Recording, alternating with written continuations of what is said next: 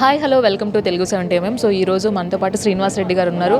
ఎన్నో అద్భుతమైన పాత్రలు చేస్తూ వస్తారు, ప్రేక్షకుల్ని కడుపుబ్బా నవ్విస్తూ ఉంటారు. అలాగే ఇప్పుడు కాఫీ విత్ ఏ కిల్లర్ అనే మూవీలో మళ్ళీ మన ముందుకు రాబోతున్నారు. సో ఆ కాన్సెప్ట్ ఎలా ఉండబోతుంది, సో అందులో ఏ క్యారెక్టర్ చేశారో అడిగి తెలుసుకుందాం. హలో అండి, నమస్తే. నా పేరు శ్రీనివాస్ రెడ్డి. నేను కాఫీ విత్ కిల్లర్లో పోతన్ అని ఒక రైటర్ క్యారెక్టర్ చేశా.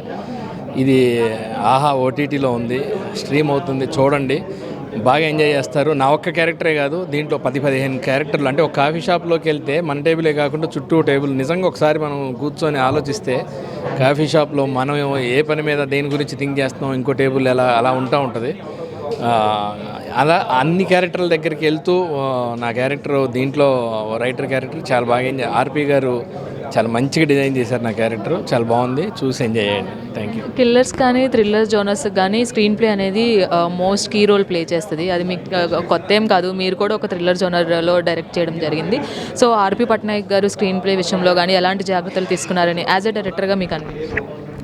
యాజ్ ఎ డైరెక్టర్గా ఆయన గురించి నేనేం చెప్తా అండి, ఇంత పెద్ద క్వశ్చన్లు అడగొద్దు దయచేసి. కాఫీ విత్ కిల్లర్ అనేది ఆహాలో స్ట్రీమ్ అవుతుంది, చూసి ఎంజాయ్ చేయండి. Thank you. అనిల్ రాపుడి గారితో వర్కింగ్. అమ్మో. శ్రీనివాస్ రెడ్డి గారు కాఫీ విత్ కిల్లర్ మూవీలో ఒక మంచి పాత్ర చేయడం జరిగింది. సో ఈరోజు ఆహాలో ఇది స్ట్రీమ్ అవబోతుంది, మీరు కూడా వెళ్ళి చూసేసేయండి.